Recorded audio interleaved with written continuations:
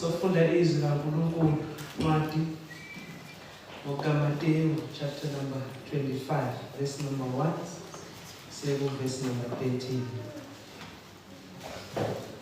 Izwi lakho Nkosi linamandla liyehlaba ehlukanise anengitulele bazalwane leyovuka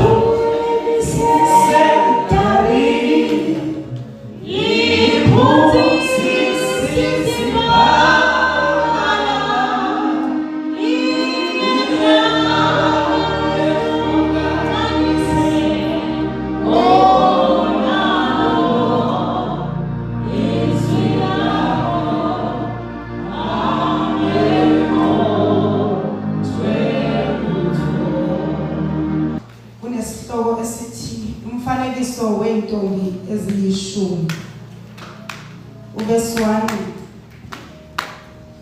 khona umbuso wezulu uza kufaniswa nezintombi eziyishumi ezathatha izibani zazo zaphuma ukuyohlangabeza umyeni kepha eziyisihlanu kuzo zaziyiziwula neziyisihlanu zazihlakaniphile ngokuba eziziwula zathatha izibani kaziwaphathanga amafutha kodwa ezihlakaniphileyo zaphatha amafutha ezitsheni kanye nezibani zazo umyeni esalibele zozela zonke zalala kepha phakathi kobusuku kwamenyezelwa ukuthi nangu umyeni phumani niye umhlangabeza khona zavuka lezo zintombi zonke zalungisa izibani zazo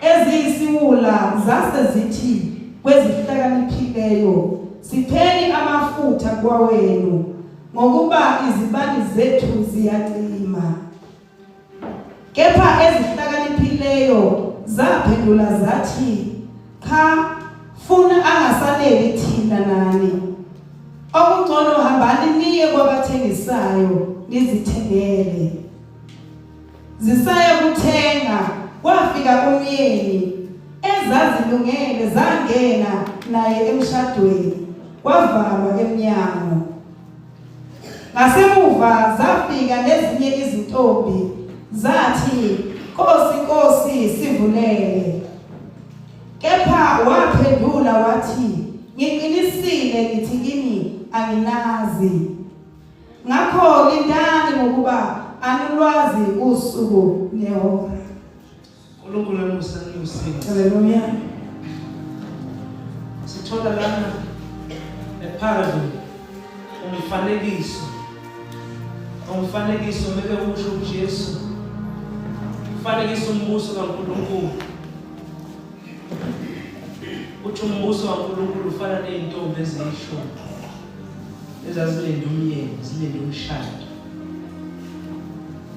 ekulindeni kwazo zalala zingakalali kwakunezihlakaniphile zayikhona futhi ezinye ebeziyiwula beka kube sobala uNkulunkulu nakashona ngomfanekiso khuluma into enamandla ngendlela emangalisayo aloku eyiphinda ngendlela ezahlukahlukene makabekisa ngombuso wasezulwini ukhuluma indaba yokuthi there are invisible eyes abona ngayo phakathi ebandleni there is always intombi ehlakaniphile uhlezi kuneyintombi eziyiwula futhi la akhuluma khona akakhulumi nje ngabantu abasezweni kodwa ukhuluma ngabantu abaphakathi ebandleni church members abangamalunga bebandla abantu abakwaziyo ukuthandaza abantu abakwaziyo ukuhlanganyela abantu abakwaziyo ukunikela abantu abakwaziyo ukushumayela abantu abakwaziyo ukwenza zonke izinto phakathi ebandleni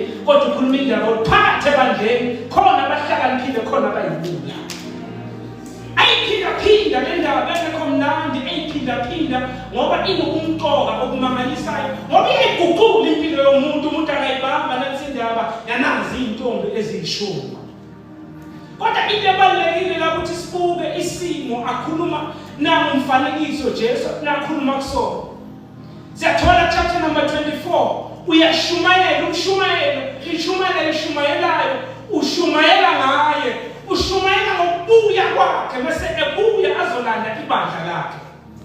Ukuthi kuyawenzekana uthi kuyafana nomuntu wesifazane mase fikela umhelo uyezwakala ukuthi kunomhelo bese ezwakala inhlungu kodwa akazi ukuthi uzodeliver nini. Zona ziyezwakala ukuthi seyikhona impawu zizobonakala zokubuya kwenkosi uJesu. Hayi ukuthi angiyibonakala ziyabonakala ubonakala ukuthi kuyisizini yokubuya kwenkosi kodwa lelizwi akekho waziyo ukuthi ingane iphuma nini, akekho waziyo ukuthi uyawuthamla nini, akekho waziyo kuyabonakala izinto zaba khona ezibonakalayo nayikhulumayo chapter number 24 ukuthi kuyawenzeka lokho ezweni kwenzeke nalokho ezweni indicating to the season and the times kodwa akekho waziyo the exact time, akekho waziyo ihora, akekho waziyo umzuzu, akekho waziyo nosuku futhi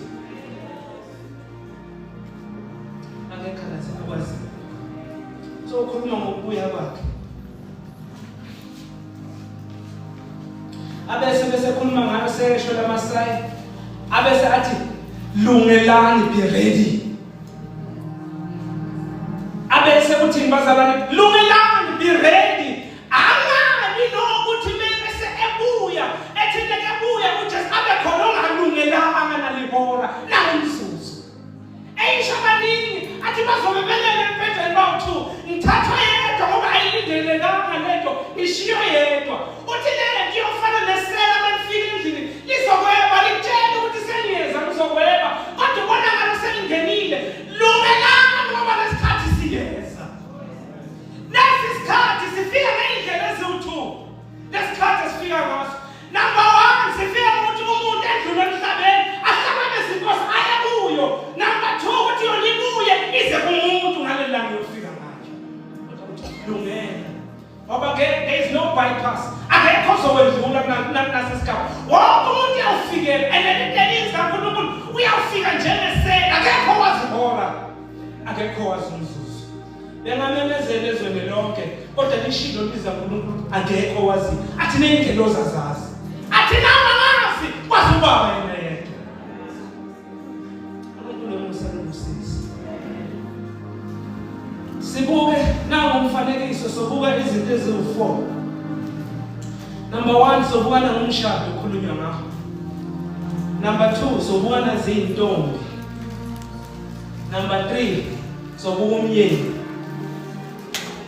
Bese wokugcina sibuka the warning. Nasi isixwayiso asibekayo uJesu. Ngakho konke ufuna ukuthi ukwazi nawufuna uku-understand this parable iqondile, straightforward and nakhuluma ngomfanekiso bazalwane ukhulunya ngento engakenzeki. Umfanekiso yinto engakenzeki, into enjani bazalwane engakenzeki. Istory asikhandayo, it's not even an analogy ukuthi ungabe uthi lokhu kulingana nalokhu nalokhu kulingana nalokhu ngoba yinto engazange yenze njani yenzeke. Unkulunkulu umusa nomsizi. Verse number 1.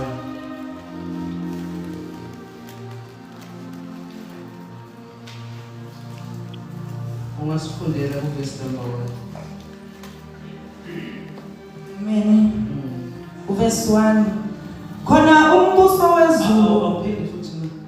Khona umbuso wezulu. Lithi leliza uNkulunkulu khona. Amen. In that time. Ngalelo hora. That's what he's indicating to. Ngaleso sikhathi ngibuya mhlanga ngibuya. Ngendlela eziwu-2. Khona bazoya kuyinkosi. Athi lapha kuyinzuzo kimi ukuthi ngisuke emhlabeni ngoba ngiyenkosini. Khona bazoya enkosini, khona inkosi ezozakubo. Kodwa bonke bayohlangana nayo.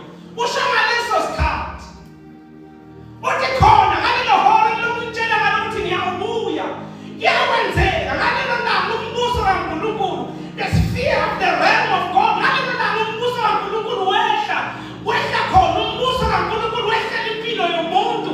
Nawufika khona ngalelo langa. Nani kuzokwenzeka, nani umbonakaliso ukuthi ufana nami mhla kwenzeka leyo nkonzo leyo.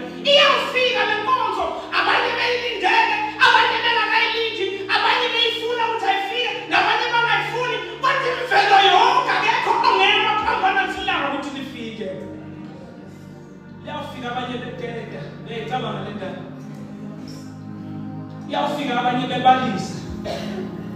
Iyawufika bekhala abanye. Iyawufika ngezindlela ezahlukahlukene. Into noma iyenza.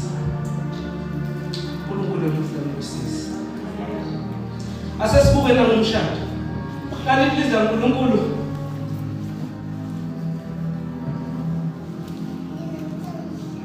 umbuso kaNkulunkulu ufaniswa nakho. Kuthiwa kwakunomshado abengichaza le ndaba kaIsrael ukuthi labantu bebelalele, what did they understood? Bebezwa ethi ngoba bona bayasazi isimo sakaIsrael. Kuze uthi understand lizwi laNkulunkulu ufuna uyifake ezicathulweni zabo labantu bebelalele ukuthi bona bebe understand njani. Hayi ukuthi nesi understand njani manje ngale ndlela kushadwa ngayo manje. Umshado boba kanjena ke kaIsrael. Sizwa yayibona le ntombi ingasho lutho. Iyobika ekhaya. Njengoba kwenzeka koIsaka, gijima bayobika ekhaya. Njengoba kwenzeka koSamson, begijima bayobika ekhaya. Bethi bengabika ekhaya, abesiyasuka ubaba wakakhoza mawuthi kuthathwa intombi yabampunzana. Bayasuka akakhoza. Ehambe ehlangane nobaba wakampunzana. Beyixoxe le ndaba ukuthi insizwa yami ufuna ukwakha ubuhlobo lakhaya. Kunezigaba ezintathu emshadweni kaIsrael. There are 3 phases. Esokuqala leso ukuthi uyaya nobaba aye ngale. Babese beyavumelana. They make a transaction. Basign a contract. Bengena emshadweni bangekho abashadikazi. Bethi bevumelana ngale nkonzo. Abese lensizwa yakhoza kufanele ilinde isikhathi esingaphezu komnyaka. Ngaphambi kokuthi ibuye izomiswa ibese iyafunga. Uthi ngiyamthatha lona ngiyamthabatha lona ebuhleni ebubini noma ngabe kwenzekelani siyase sihlukanisa ukufa kuphela inyanga ngaphambi kwenzele lenkonzo leyo. Beyabonana behamba edolobheni sakubona intokazi naye evume behlukane kanjalo. Beyabonana bebemanzini naye yonke indawo. Naye into enza ngaphambi bemnikeze le ntombazane wafuna ukuthi ahamba ekhaya ayalungiselela ukuthi akwazi ukuphila nalo muntu. Elungiselela indlela akhumuzo wakhe akambeka emzini kababa. Abesiyafuna umsebenzi alungise la azokwazi ukuphila nalo muntu khona akhombise ukuthi he will be able to take care and entombi asifuna ukuthatha. Uyalindwa nendaba mnandi ubenziwa abantu abadala angeke athi umuntu ngishiswa yini khona sokumshisayo la uyalindwa kuze kuphele neminyaka. Abese bayabuya bese kuphela nonyaka. Bayabuya phambi kwehlobo nabo bonke. Babese bangena ku-engagement. Besho izifungo ilento ebenza kuMaria noJoseph. They were betrothed. Bebasengashadi ngokaIsrael. Ngibo bengakwazi ukumthinta. Noma ngabe besebemile bevuma phambi kompristi besho izifungo zabo. Bevuma ngabe sebesho izifungo zabo. Kuyajatshulwa kuyahanjwa ekhaya futhi kuyele emuva. Phase number 2. Last khona phase number 3 kaIsrael. Kwenzeka kanjena ke emva sekuphela lomnyaka sebefungile kuba nenkonzo yenjabulo, a celebration, a festival, a ceremony la khona sekukikiswa khona kujatshulwe khona kwenziwe yonke lento. Kodwa into eyenzakalayo ithatha for 7 days 9 inkonzo kulomuntu nomshado. Kwenzakalani? Ube siyasuka makoti elungise umzala bakhe odade wakhe abancane abazomkhelezela emzini. Bebe kanye naye la kaIsrael kwakuba yintombi umuntu ongakake athinto umuntu wesilisa. Kwakuba yintombi ayithathayo zibuye la to attend kuye, zi-attenda yena, zimnaka ngaleso sikhathi esalindile.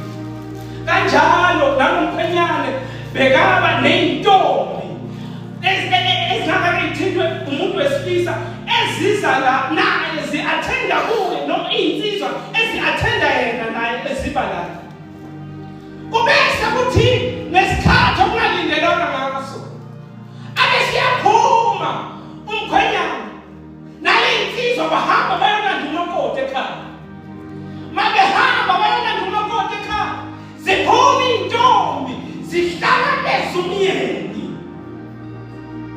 zihlala bezumyeni. Le intombi nazi zisekulindele kuthiwa ukuthi akumenzela ukuthi nangu umyeni eqhamuka, bese ziyaphuma ziyamhlangabeza, zihamba kanye naye, ziyahamba ziyabakhoza. Kube sekuba nomcimbi lapho kushiswa inyama, kwenziwa yonke lento leyo for 7 days. Ibese uyabuya ibestman imbamba ngesandla lomkhwenyana nemedi ngake ibambe lentombi ngesandla, ibese iyabahlanganisa ngezandla ithi sekwanele. Awuchitheke manje umshado wabo, sebayakhululeka bonke abantu bahamba sebabashiya babodwa bodwa. Lana asho khona uJesu bebeqonda labantu baka-Israyeli ukuthi usho ukuthi nakathi umbuso waNkulunkulu ufana nentombi ebeyilindile. Wawufana nentombi ebeyilindile. Le ntombi lilisa uNkulunkulu la verse number 1. Le ntombi zayiphethe ibanga ezandleni zazo. Lalela, le ntombi uma ngabe bekuyintombi zizelana, uma uyintombi kuba nezembatho zakhona, awuqhamuki nengubo othengele uyise elokuhlala iminyaka neminyaka uhamba wathulisa entsha yomshado ngokulindele ukuphelezela uyintombi ezohlangabeza umyeni. That was a sign of an invite. Iy'mpahla bebey'gqokile kodwa babephethe iy'bani. Balilisa uNkulunkulu bephethe iy'bani. Ayifani nale ndaba ekhulunywa uMateyu uchapter number 5 uthi umuntu akakwazi ukubona ukuba sisibani sakhe abesifaka ngaphansi kwetafula, akukhulunywa ngaleso sibani leso. Isibani ebekhulunywa ngaso zaziba nenduku ende kanje, ziboshele iy'ceku lapha ngaphambili, ziboshwe ngocingo lengaphambili, bese kuthathwa i-oil noma amafutha, kuthelwa amafutha kulesi ceku, bese kuyalayithwa. Kwakungavuthi lesi ceku, kwakuvutha lamafutha kuze ukuthi lesi ceku senze njani singashi. Babese bayaphuma besiphethe ngezandla bembathe iy'mbatho zabo, okukhombisa ukuthi befanele ukuba semshadweni. Abangenanga bephutha lana, bafanele ukuba besemshadweni. Babese ngokudabuka kokusa bese kuthiwa nangu umyeni yaqhamuka, ileyo nto evuke epase kabusha isibani sakhe esiphakamise esikhanyisa ubusuku bonke, ehambe eyohlangabeza umyeni. Lo mshado ka-Israyeli wakanjani? Awenzeka kanjani umshado? Bakuqala ngokuba ne-engagement ebenziwa abazali, ulinde unyaka, kube nomshado la kwenziwa khona iy'fungo, bese kuba nalezinkonzo yokulinda umyeni isaqhamuka. uNkulunkulu emusa nibusise. Manje sesongena sibuke ley'ntombi. Iyangibusisa nathi indaba nayo. Akukho la uzeyizwa ukhuluma khona, ukhuluma ngomakoti, akekho umakoti la. Khuluma ngey'ntombi, ley'ntombi akuzona ziyoshada, ziyaphelezela zona. Akukhulunywa ngomakoti, akekho la umakoti, akekho umfazi la. Kukhulunywa ngaley'ntombi. Umbuso kaNkulunkulu ufana ney'ntombi eziselindeni, ezilindile ukubuya komyeni. Ley'ntombi kunesimanga esenzakalayo lana kuley'ntombi.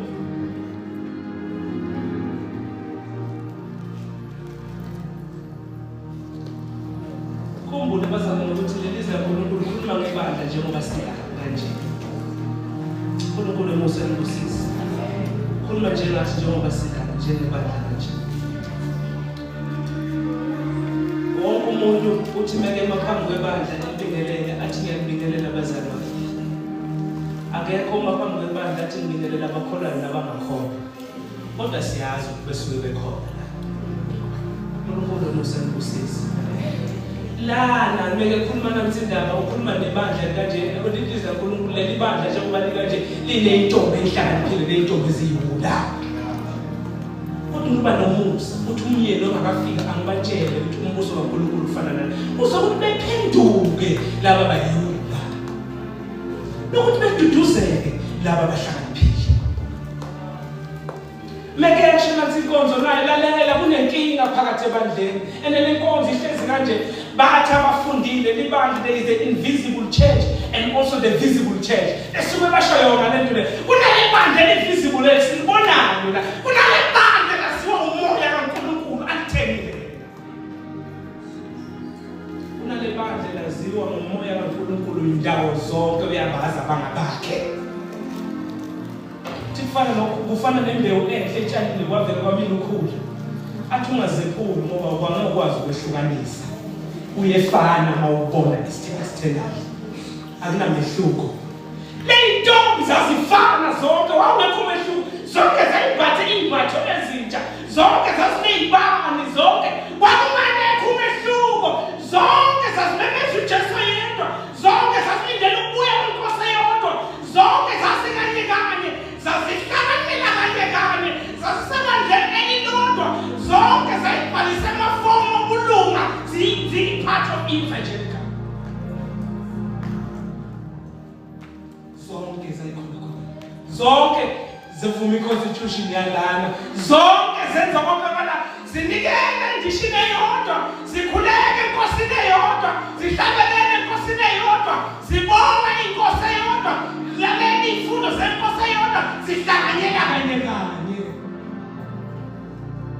Zikanye. Ifundise zizodwa. Zenza yonke into kanye. Zimuye lisabona. Ithi maya lebandla. Banobunye labazalwane. Banabeshonile bayahambelana. Bejonge basenikeni bayahambelana. Baye lebandla lehlukile. Externally, nakubuka ngaphandle. Lonke lakhuluma ulwimi olulodwa. Lonke labiza inkosi eyodwa. Lonke lafundisa lalisa kanye nesihlo. Kodwa libiza uNkulunkulu nelula khona lapho.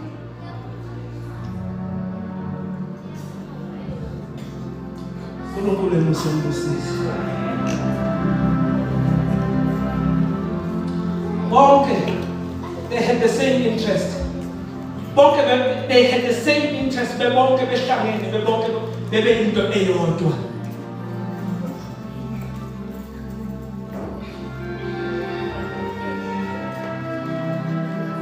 Kodwa lizwa uNkulunkulu unamehla invisible. Angabona wazi ukuskena phakathi bandleni. Nakathi uJohn ngambona amehlo akhe avutha amalanga. Ukhona bona inhliziyo yakho njengoba uhleli phansi. Ukhona bona lengaphakathi kuwe. Ukhona wazokwehlulela kahle wena usakhala ngabantu. Nabakwehlulela uthi ibandla liyajajana, ama-enda yajajana, osibani yajajana. Ukhona wejaja okwendlulele kunalokho ngoba yena ubona lengaphakathi kuwe. Musukhala ukuthi abantu bayajajana. Akulutho lokho. Ukhona ubona ngaphakathi. Ubona lengaphakathi. Judgment yakhe lalela ayithi uyisona ithi usula. Fana nomuntu wakesihlabathini zizofika zizoyenetha uma ukuba kwaleyo ndlela.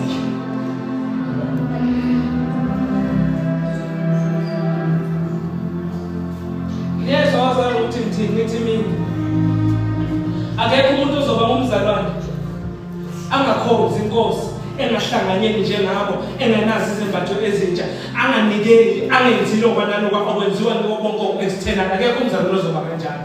Kodwa maye kuwe mawucabanga ukuthi ngoba wenza lezo zinto lezo usekhosini. Maye kuwe mawucabanga ukuthi ngoba nawe uyahlabelela ebandleni, ngoba nawe uyashumayela, ngoba nawe usekomidini, ngoba nawe uyanikela, ube subamba lokho ngenxa yalokho ngiyamfulela umndeni emshadweni. Kodwa ngekho senkosini angekazenzi zonke lezi zinto.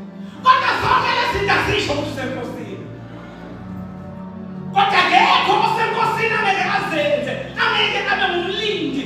Kodwa ngekho umuntu ozothi ngoba ngiyazenza ngifanele ukuvulelwa nalisango nawe. Kodwa ngekho ozoba senkosini angazenzi. Akekho umuntu ozothi Jesu inkosi ngivumile ngingumzalwane khona lilunga lebandla athi yena ungumvakashi mhlane malanga bebonke behlangene bekanye belinde kanye one vision bebonke behlanganyele entweni eyodwa kodwa akekho uzothi umzalwane engalona ilunga lebandla ayikhonzela yena ngomvakashi ebandleni namuhla uyakulela sasa uyakulela is not accountable kunoma ngangibani uyayiphila nje akekho umzalwane kanjalo akekho umzalwane akuyena umzala ngoba leza uNkulunkulu likubeke kaningi indaba yokuhlanganyela libeke kaningi ukuthi ngumzimba owodwa sifanele ukuhlanganyela sifanele ukuba sifanele ukwenza ukuthi uyangithanda ngendlela engikhuluma ngayo ukuthi awungithandi ukuthi ungikhonzile nokuthi awungikhonzile it is irrelevant wathi abangumntwana kaNkulunkulu lihlanganyela nabo kanye nabo libe munye ayisindaba yokuthi siyathandana noma sithandana noma sijwayele noma sijwayele indaba yokusembusweni nabo uNkulunkulu umusandusisi babehlanganyela kanye kanye kodwa lizla uNkulunkulu usays bakhona bebehlakaniphile bakhona bebenjani beyihula verse number 3 and 4 ngokuba eziziwula zathatha izibani kaziwaphathanga amafutha kodwa ezihlakaniphileyo zaphatha amafutha ezitsheni kanye nezibani zazo zaphatha amafutha balindile labantu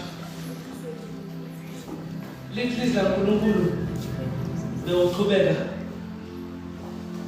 belindile umyeni bengamazi ukuthi uzofika nini kodwa belindile kodwa beqonda ukuthi kuyisikhathi sokuthi eze bazumeka benza njani bazalwane balala it was natural akekho umuntu noma ngabe ulindele kangakanani le ntombi oyoshada nayo uzothi akwehli nokuthonga kodwa akekho umuntu onokuthonga ugcine kufikile enye indlela it is natural akekho umuntu ozohlezi ekhuleka njalo esebandle nje impilo iyaqhubeka silindile ukuthi impilo yenza njani iqhubeka impilo siyavuka semsebenzini senze sifanele sikwenze emphakathini senze kufanele sikwenze emakhaya sithi sikwenza kodwa sisekulindeni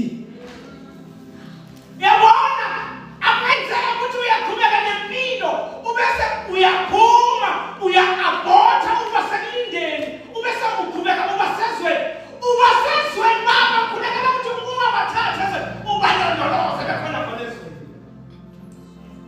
akwenzeka ukuthi ngoba nabo sekulindeni uthi ngoba usekulindeni base kufuna ukuthi uphile njengabantu bonke ezweni ubese uyashiya indaba yakho hamba kanye nawe uze ukuthi mayefika umyeni ukuthi wawulele you are still prepared ukuthi ufika ngesikhathi esikaziwe you are still prepared ukuthi ufika khona kwenzayo laphana lapha kodwa ulungele ukuya kwakhe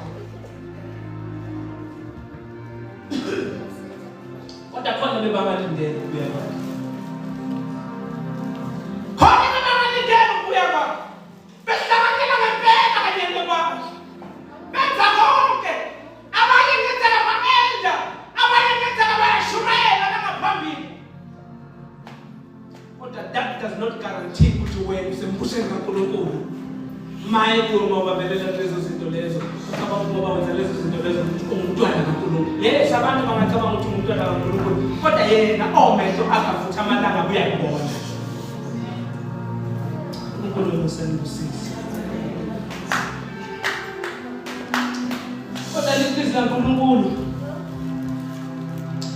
khona abahlakaniphile khona abayibula futhi lamafutha okukhulunywa ngabo ukukhuluma what is necessary for one ukuthi afumane umusa kaNkulunkulu ilento eyodwa edingekayo ukuthi umuntu abalele ukuthi ulungile inomusa owodwa odingekayo ukuthi umuntu abalele ukuthi ungumntwana kaNkulunkulu and lo musa lo awusiyi product yokwenza kwakho awuyani product yokuvuma kwakho inkosi lalela akekho ovumayo osovusiwe akekho kwasokuvuma angavuswanga lalela nathi indaba na kuqala ukuzalwa kabusha ngaphandle ukuthi umuntu avume inkosi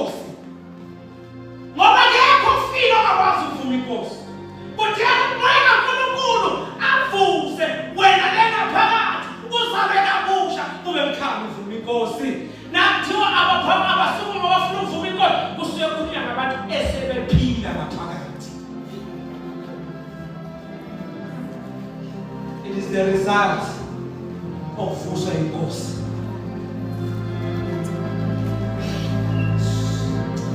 Asibuke manje umyeni, verse number 6. Kepha phakathi kobusuku kwamenyezelwa ukuthi nangu umyeni, phumani niye kumhlangabeza. Amen. Kwamenyezelwa. Fukani.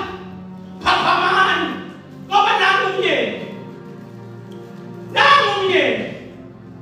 Bevuka abanye. Bengabuki umakhelwane. Bevuka abanye bangakhalazi. Bevuka abanye bayemafutheni. Abayanga embathweni zabo. Abayanga nakuphi. Baya basikhona ukuthi igugula likhona khona. Baqonde emafutheni kuleka bayamele enkosini. Bathi sima ngakho akukho kunye sima ngakho. Sima nendaba ukuthi wena wasithethelele izono zethu. Jesus. Baqonde khona bethatha amafutha bathela endwendweni laphana belayitha wafutha wakhanya isibhakabhaka ebusuku behlangabeza umyeni bembona. Kodwa nakumyeni lidelisa uNkulunkulu ufike ngesikhathi angalindelwe ngaso. This unexpected. Now cabanga ukuthi umshado waqala ukudabuka kokusi siyangibusisa le ndaba ukuthi wacabanga ukudabuka kokusi ngicabanga ukuthi insindiso kaIsrael eseGibhithe yaqhamuka ngokudabuka kokusi mhlawumbe edlala ukudla kaNkulunkulu. Mhlawumbe edlala ukudla badlala ukudabuka kokusi bebophile belindile enkalweni zabo bebophile belungele enyaweni zabo bedla imifino ebabayo bebambile ezandleni zabo belindile insindiso.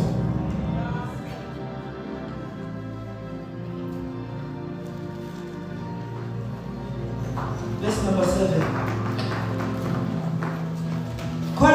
Khona zavuka lezo zintombi zonke zalungisa izibani zazo. Eziyiziwula zase zithi kwezihlakaniphileyo, sipheni amafutha kwawenu ngokuba izibani zethu ziyacika. Lalela ngalelo langa zazi ukuthi azinawo amafutha. Yo, lalela langa zazi ukuthi azinawo, zicabanga ukuthi zinawo. Ngalelo langa kwangibhula ngalelo langa. Babecabanga ukuthi benawo amafutha. Ngalelo langa kwangibhula ukuthi abenawo amafutha. Behamba becela kwezinye, zaphendula ezinye, zathambani kwabathengisayo ngoba ngengasenele sonke indaba lena ngalelo langa. Siyabona izihlobo zethu, siyabona amakhosikazi ethu, siyabona amadoda ethu, mhla ibuya inkosi nayima ibalahla ithi abayemfela umguna phakathi siyawunika sikhale kodwa kuke singabasiza ngakho. Oh Jesus. Siyawunika sikhale kodwa kuke singabasiza ngakho. Lalela nami wagijima uzongibamba ngesandla ufuna ukungena nami ngenkani akungeneleke awukwazi ukungibamba ngokuthi ungene nawe. Insindiso yomuntu nomuntu, insindiso ayitransfereki, insindiso uyithola ukuthi uyilunga lebandla, insindiso uyithola ukuthi uyanikela, insindiso uyithola ukuthi uyakhuleka, insindiso uyithola ukuthi uyashumayela. Oh Jesus. Hallelujah. Yomuntu nomuntu ngalelo langa okudabuka kokusa khona kuyakwenzeka ngalelo langa. Verse number 9. Kepha ezihlakaniphileyo zaphendula zathi, cha, nifuna angasaneli thina nani. Okungcono hambani niye kwabathengisayo nizithengele. Hambani niye kwabathengisayo nenze njani? Abasindisiwe abakwazi ukusindisa abangasindiswanga.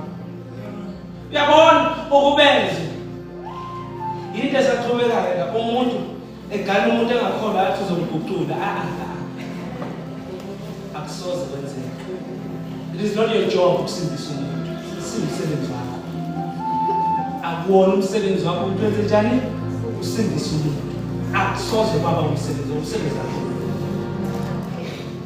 ngeke ube sucabanga ukuthi uzomguqula umuntu ngeke ukwazi ukuguqula abantu nakuguqulwa ngumuntu kwaba umuso wenkosini so ucabanga uzomguqula kanjani wena yenza lizwi elithi zingaboshela ubumnyama nokukhanya kwaphela nje enza izwi lona lonke enza izwi eyibusisa uNkulunkulu inkonzo yenza izwi zakhala bathambani yothenga akekho dayisaba lebusuku lalela bonke abashumayelayo umlomo yakuvaliwe ngalelo langa yabe ungekho khuluma njengoba Isaya atozani nanonke nizothenga ngaphandle kwemali yebo uthi yebo ubisi lalela bonke abashumayelayo ngalelo langa ama-radio station ayo yonke into zabezivaliwe ngalelo langa sisiphelile isikhathi sokushumayela so ufikile ngiko bonke abashumayela ngabamusa udlala kube bepulpit abashumayela sengathi bayafa ngoba ihora le-hour balazi ngoba kuyawafanele imidlalo nesithuba benze ungaphindi uthole sisebenzise ukuba ngathi uyaqina ngoba ngenze ungaphindi uthole ngoba ngenze ungaphindi uthole ngabuye inkosi noma ngabuye ukuyizwa lento abantu bathi ushumayela ngenye indlela makuyivuselelo ushumayela ngenye indlela makuyihomsela ushumayela ngenye indlela makuyini ushumayela ngenye indlela makuyini akwefani ukushumayela kwakho ngoba inkosi yakho nje Jesus ungabe nalo ukhobo sakho umebezela intando kaNkulunkulu ungabe nalo ukhobo sakho bathi hambani yothenga nabefika bayanoka bamfundisa umama bafuna izwi anisekho umlomo savaliwe abasekho abashumayelayo ezweni abasekho abamemezela insindiso abasekho abamemezela umusa kaNkulunkulu sekuphelile isikhathi lalela lesikhathi sanowa bawetha amanzi angene emaqakaleni beyiza indaba kanokuthi bekelokememeza athi wozani sakhele umkhumbi singene kuwo bawezwa angene emadolweni bawezwa esokhalo noma bengakhala kangakanani bayanoka bawezwa hlala esifubeni amanzi bewezwa amanzi angene empumulweni besamana bengazi bazowenza njani kodwa umkhumbi sowuvaliwe ayi nendaba inandaba ngalelo langa ukuthi uyingane ukuthi uyisalukazi ukuthi umkhulu ukuthi ukhubazekile kodwa phenduka manje ngoba isako liyovala engamangazi unyuka enemhla enyuka tu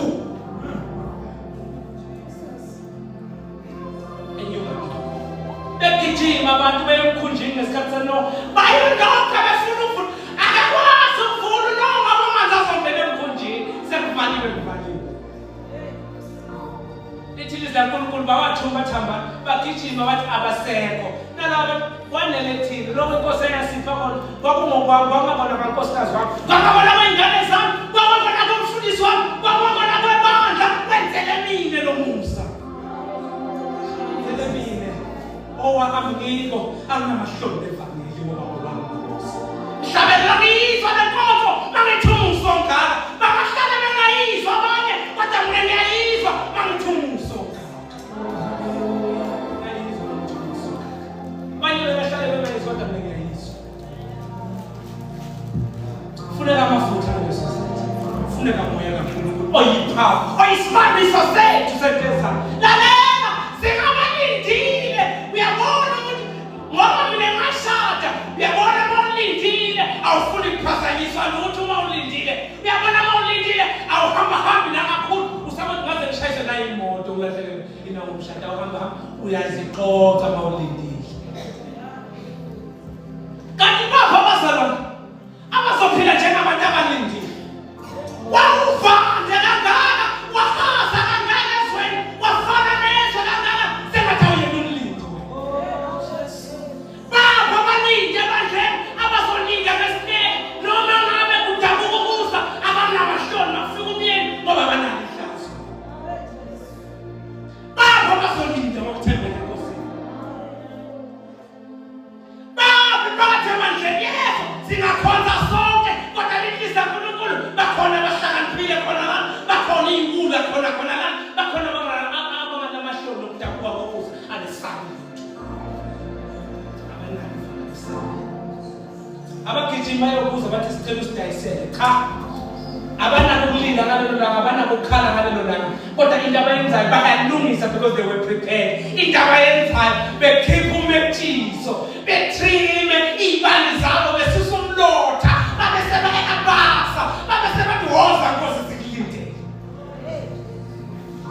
abagijimi bebuke ngomunye nomunye bathi wenza kanjani wenza kanjani cha belinde abanambuzo ngalelo langa banenjabulo yona phela umbuzo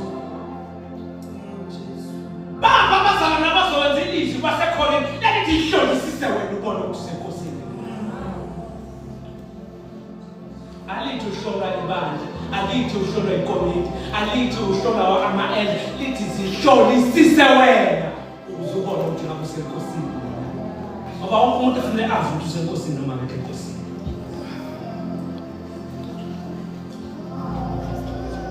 sekusele kancane kuyovala verse number 11. Verse 11. Ngasemuva zafika nezinye izintombi zathi Nkosi Nkosi sivulele. Zafika zathi Nkosi Nkosi yenza njani? Sivulele. Umyeni makafika. Akahambi ezulazula funa bangekho balindile. Wathatha laba wavala umnyango nemshadweni. Nake uvala umnyango nemshadweni uvaliwe isikhathi sesiphelile. Lalela neke uyaphuma nje manje ewuvala nomnyango wempilo yakho. Neke uyalala ungavuka ewuvale babo sezulwini. Sizokhala thina sizolika thina. Kodwa wena ngoba usenkosini uyakujabula ujakaduna. Bathi bazothulana ngokuthula wazi kahle awulele usenjabulweni lakho khona. Haleluya. Wena awulele usenjabulweni lakho khona. Lalela wenze ukuthi uyaphuma umuntu omusha mama indaba yangusisa kukhulelwe evangelini. Akukho ukuthi ngoba kuthi ngathi ngoba sengimdala hayi ngivele ngiyongena emshadweni cha. Yasindiswa. Amandla inkosi. Amandla inkosi. Ingephile phakade. Iyangena inkosi. Safulekile lesana. Kodwa lalela khona la ndovala ngayo. Kuyokhala maye ngalelo langa lelo. Yabe bajabulile abanye futhi. Ngalelo suku lo. Ngalelo langa bazozaza abantu ukuthi ngempela nginawo amafutha. Uyabona manje ungayikhohlisa manje. Ngoba mhlawumbe usekomitini uyitshela ukuthi unamafutha. Uyabona manje ungayikhohlisa manje. Uyitshela ngoba uJohn uyitshela ukuthi ngabe unamafutha. Uyabona manje ungayikhohlisa manje. Uyitshela ngoba uyashumela wena unamafutha. Manje ungayikhohlisa kodwa ngalelo langa uzozaza ukuthi anginawo amafutha. Uyabona abanye bethatha belayithi ibhali zabo. Eloko ebelesela ukuthi ngiyacela bathi asisena anekethi. Vele kuyisabelo sethu sonke. Hamba othenga nathi sathenga ngoba kuyathenga. And nokuthenga ukhulunywa kwamukela inkosi uyazidela udayisa impilo yakho uzidele udayisa ubuwena bakho uthathe izimbatho ezintsha iyathenga. Haleluya. Jesus. Bathi hambani yothenga khulunywa ukuthi insindisi iyathenga kodwa umuntu osawamukelile wathi kuyinkosi kusho ukuthi ushaya indeshe ngaphansi kwale nkosi kusho ukuthi uyasubmitha ngaphansi kwale nkosi uthi inkosi noma mayini oyishoyo ngizoyenza. Thenga wale verse number 13 hlala phansi manje. Ngakho lindani ngokuba anilwazi Ngakho lindani. Ngabe usamlindeni nina. Haleluya. Siyayibona iminikelo yakho. Siyabona ukuyithanda kwakhe ebandleni. Siyabona ukuyinikela kwakhe ebandleni. Siyabona nokusebenza kwakhe ebandleni. Kodwa ngabe usemlindeni nina. Ngabe usemlindeni nina. Ngakho-ke lindani. Ligqoke iy'mpahla zobungcwele. Nembethe ubungcwele. Niphethe amafutha angumoya kaNkulunkulu okhanyisa indlela yenu enihlangabeza ngayo nina. Haleluya. Ngoba kahlanganyezwa ngemisebenzi yethu ukuhlanganyezwa kwesibani. Jesus. kwenzeki kodwa uhlanganyezwa ngesibani. Kufanele kukhanyise isibani sihambe phambi kwakho, sikhanyise indlela yakho. Ube sewuyazwakala ukhuluma njengoDavid, uthi ilizwi lakho liyisibani endleleni yami, ilizwi lakho lingukhanya ekhambeni kwami. Hallelujah. Oyobambelela kuwo ungene ngaso. Jesus. Ngakho-ke lindani, ziphi iy'ntombi ezizolinda phakathi ebandleni? Hlala phansi bazalwane, ufuna ukukhuleka, babezuyitshisakalo ngaphakathi. Apha bayizwayo lento ukuthi amanzi ngesikhathi saNoah anyuka aqale enyaweni, bakhumula iy'cathulo ngoba nazi amanzi iy'cathulo zezimanzi. Kwangabasiza aqhubeke amanzi, enyuka amanzi, ezwakala engene emabhulukweni, engene ey'qedini, enyuka amanzi, kwezwakala amanzi angene ey'fubeni, kwenyuka amanzi, kwazakala angene ey'ndlebeni, ey'mpumulweni, amanzi uvaliwe umkhumbi. Bapha abayizwayo yayitseka, bapha abayizwayo nathi indaba ukuthi abefuni ngoba bayaqonda ukuthi bayawushaya benokhe kulo mnyango angeke wavuleka.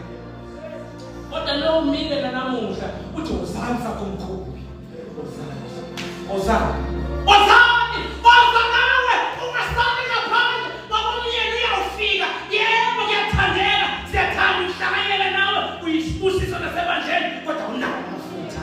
Oh, Jesus. Unawo amafutha. Ngabe unawo amafutha yini? Unayo imfundiso yini na?